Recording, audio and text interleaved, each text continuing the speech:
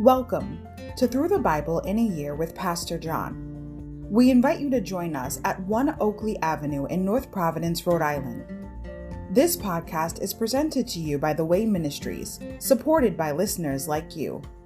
For donations, live videos, podcasts, and more, please visit www.thewayministriesri.org. Thank you and have a great day.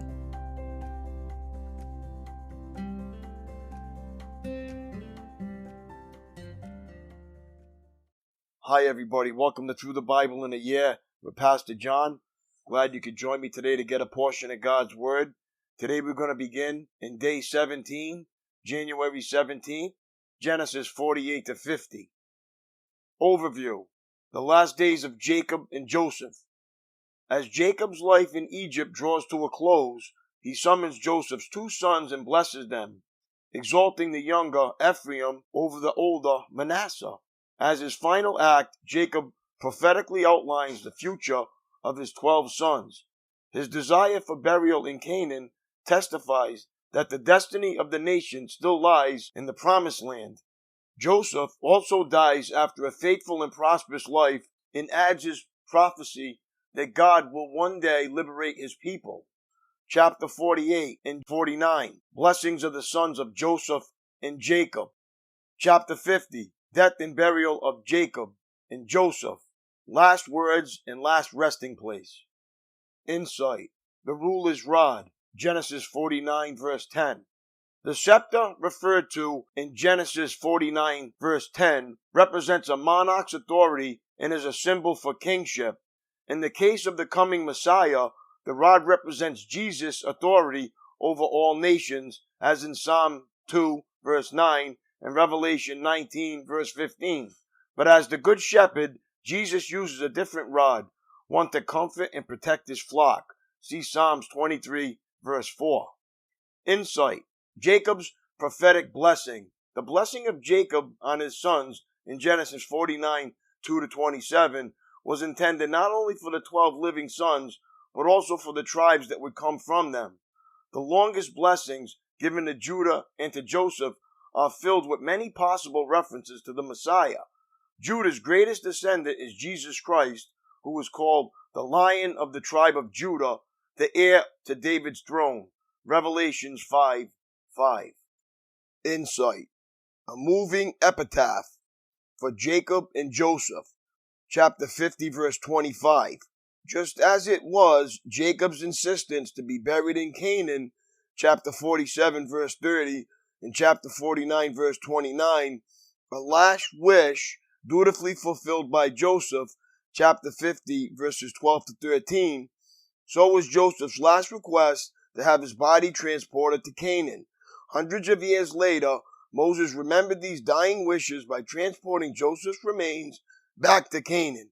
Exodus 13:19. Genesis 48. Jacob blesses Manasseh and Ephraim. One day, not long after this, word came to Joseph: "Your father is failing rapidly." So Joseph went to visit his father, and he took with him his two sons, Manasseh and Ephraim. When Joseph arrived, Jacob was told, "Your son Joseph has come to see you." So Jacob gathered his strength and sat up in his bed. Jacob said to Joseph, "God Almighty appeared to me at Luz in the land of Canaan and blessed me. He said to me, I will make you fruitful, and I will multiply your descendants. I will make you a multitude of nations, and I will give this land of Canaan to your descendants after you as an everlasting possession. Now I am claiming as my own sons these two boys of yours, Ephraim and Manasseh, who were born here in the land of Egypt before I arrived. They will be my sons, just as Reuben and Simeon are. But any children born to you in the future will be your own, and they will inherit land within the territories of their brothers Ephraim and Manasseh. Long ago, as I was returning from Paddan Aram, Rachel died in the land of Canaan. We were still on the way some distance from Ephrath, that is in Bethlehem, so with great sorrow I buried her there beside the road to Ephrath. Then Jacob looked over at the two boys. Are these your sons? He asked. Yes, Joseph told him. These are the sons God has given me here in Egypt. And Jacob said, "Bring them closer to me so I can bless them." Jacob was half blind because of his age and could hardly see. So Joseph brought the boys close to him, and Jacob kissed and embraced them. Then Jacob said to Joseph, "I never thought I would see your face again, but now God has let me see your children too." Joseph moved the boys who were at their grandfather's knees, and he bowed with his face to the ground. Then he positioned the boys in front of Jacob. With his right hand he directed Ephraim toward Jacob's left hand, and with his left hand he put Manasseh at Jacob's right hand. But Jacob crossed his arms as he reached out to lay his hands on the boys' heads. He put his right hand on the head of Ephraim, though he was the younger boy, and his left hand on the head of Manasseh, though he was the firstborn. Then he blessed Joseph and said, "May the God before whom my grandfather Abraham and my father Isaac walked, the God who has been my shepherd all my life to this very day, the angel who has redeemed me from all harm, may he bless these boys. May he preserve my name and the names of Abraham and Isaac, and may their descendants multiply greatly throughout the earth." But Joseph was upset when he saw that his father placed his right hand on Ephraim's head. So Joseph lifted it to move it from Ephraim's head to Manasseh's head. "No, my father," he said, "this is the firstborn. Put your right hand on his head." But his father refused. "I know, my son, I know," he replied. "Manasseh will also become a great people, but his younger brother will become even greater, and his descendants will become a multitude of nations." So Jacob blessed the boys that day with this blessing. "The people of Israel will use your names when they give a blessing. They will say, 'May God make you as prosperous as Ephraim and Manasseh.'" In this way, Jacob put Ephraim ahead of Manasseh. Then Jacob said to Joseph, "Look, I am about to die, but God will be with you and will take you back to Canaan, the land of your ancestors. And beyond what I have given your brothers, I am giving you an extra portion of the land that I took from the Amorites with my sword and bow." Genesis 49. Jacob's last words to his sons. Then Jacob called together all his sons and said, "Gather around me, and I will tell you what will happen to each of you in the days to come. Come and listen, you sons of Jacob. Listen to Israel, your father. Reuben, you are my firstborn, my strength, the child of my vigorous youth. You are the first in rank and first in power, but you are as unruly as a flood, and you will be first no longer. For you went to bed with my wife, and you defiled my marriage couch. Simeon and Levi are two of a kind. Their weapons are instruments of violence. May I never join in their meetings. May I never be a party to their plans.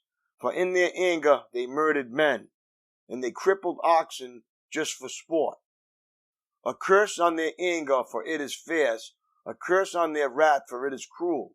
I will scatter them among the descendants of Jacob. I will disperse them throughout Israel. Judah, your brothers will praise you. You will grasp your enemies by the neck. All your relatives will bow before you. Judah, my son, is a young lion that has finished eating its prey. Like a lion, he crouches and lies down. Like a lioness, who dares to rouse him?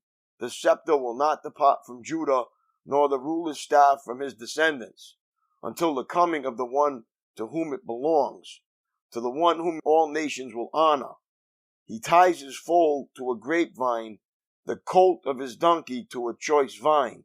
He washes his clothes in wine, and his ropes in the blood of grapes. His eyes are darker than wine, and his teeth are whiter than milk. Zebulun will settle by the seashore and will be a harbor for ships. His borders will extend to Sidon. Issachar is a sturdy donkey, resting between two saddle packs. When he sees how good the countryside is and how pleasant the land, he will bend his shoulder to the load and submit himself to hard labor. Dan will govern his people like any other tribe in Israel. Dan will be a snake beside the road, a poisonous viper along the path that bites the horse's hoofs, so its rider is thrown off.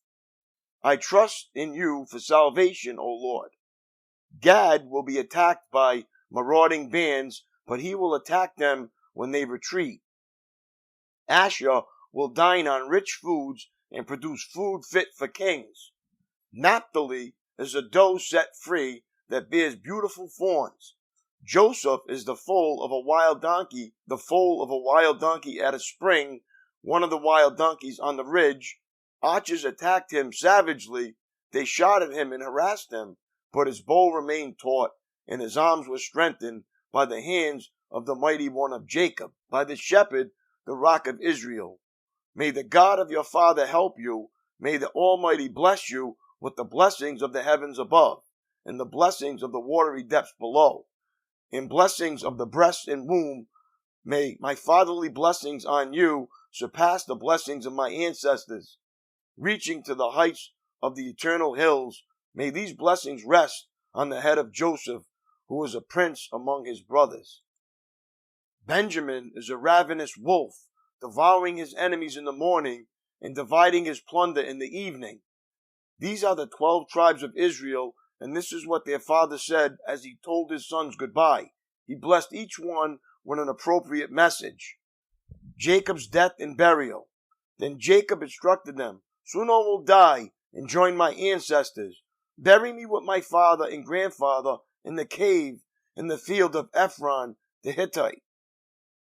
This is the cave in the field of Machpelah near Mamre in Canaan that Abraham bought from Ephron the Hittite as a permanent burial site. There Abraham and his wife Sarah were buried. There Isaac and his wife Rebekah are buried. And there I buried Leah. It is the plot of land in the cave that my grandfather Abraham bought from the Hittites. When Jacob had finished this charge to his sons, he drew his feet into the bed, breathed his last, and joined his ancestors in death. Genesis 50. Joseph threw himself on his father and wept over him and kissed him. Then Joseph told the physicians who served him to embalm his father's body, so Jacob was embalmed. The embalming process took the usual 40 days, and the Egyptians mourned his death for 70 days. When the period of mourning was over, Joseph approached Pharaoh's advisors and said, "Please do me this favor and speak to Pharaoh on my behalf. Tell him that my father made me swear an oath. He said to me, 'Listen, I am about to die. Take my body back to the land of Canaan and bury me in the tomb I prepared for myself. So please allow me to go and bury my father. After his burial, I will return without delay.'" Pharaoh agreed to Joseph's request. "Go and bury your father as he made you promise," he said. So Joseph went up to bury his father. He was accompanied by all of Pharaoh's officials, all the senior members of Pharaoh's household, and all the senior officers of Egypt. Joseph also took his entire household and his brothers and their households. But they left their little children in flocks and herds in the land of Goshen. A great number of chariots and charioteers accompanied Joseph. When they arrived at the threshing floor of Atad, near the Jordan River, they held a very great and solemn memorial service with a 7-day period of mourning for Joseph's father. The local residents, the Canaanites, watched them mourning at the threshing floor of Atad. Then they renamed the place which is near the Jordan Abel Mizraim, for they said, "This is a place of deep mourning for these Egyptians." So Jacob's son did as he had commanded them. They carried his body to the land of Canaan and buried him in the cave in the field of Machpelah near Mamre. This is the cave that Abraham had bought as a permanent burial site from Ephron the Hittite. Joseph reassures his brothers. After burying Jacob, Joseph returned to Egypt with his brothers and all who had accompanied him to his father's burial.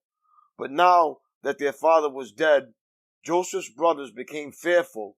"Now Joseph will show his anger and pay us back for all the wrong we did to him," they said. So they sent this message to Joseph. "Before your father died, he instructed us to say to you, 'Please forgive your brothers for the great wrong they did to you, for their sin in treating you so cruelly. So we, the servants of the God of your father, beg you to forgive our sin.'" When Joseph received the message, he broke down and wept. Then his brothers came and threw themselves down before Joseph. "Look, we are your slaves," they said. But Joseph replied, "Don't be afraid of me. Am I God that I can punish you? You intended to harm me, but God intended it all for good. He brought me to this position so I could save the lives of many people. No, don't be afraid. I will continue to take care of you and your children." So he reassured them in speaking kindly to them. The death of Joseph. So Joseph and his brothers and their families continued to live in Egypt. Joseph lived to the age of 110. He lived to see 3 generations of descendants of his son Ephraim, and he lived to see the birth of the children of Manasseh's son Machir, who he claimed as his own. "Soon I will die," Joseph told his brothers, "but God will surely come to help you and lead you out of this land of Egypt. He will bring you back to the land he solemnly promised to give to Abraham, to Isaac, and to Jacob." Then Joseph made the sons of Israel swear an oath, and he said, "When God comes to help you and lead you back, you must take my bones with you." So Joseph died at the age of 110. The Egyptians embalmed him, and his body was placed in a coffin in Egypt. My daily walk. On a scale of 1 to 10, rate yourself on the following 2 statements. 1. Am I a forgiving person? 2. Am I quick to forget offenses against me? Joseph exhibited the quality of forgiveness with his brothers. After Jacob's death, the brothers feared revenge, chapter 50, verse 15, even though Joseph had already forgiven them. Their pleas for mercy moved him to tears as he reassured his brothers that he had totally forgiven them. If you have experienced God's forgiveness, you have a great motivation to forgive others. In what relationships have you not forgiven an offense? Talk to God about it. Thank Him for the peace that only total forgiveness can bring. For most of us, forgiveness comes easily after we've gotten even. That's all for today, my friends. Thanks for listening in.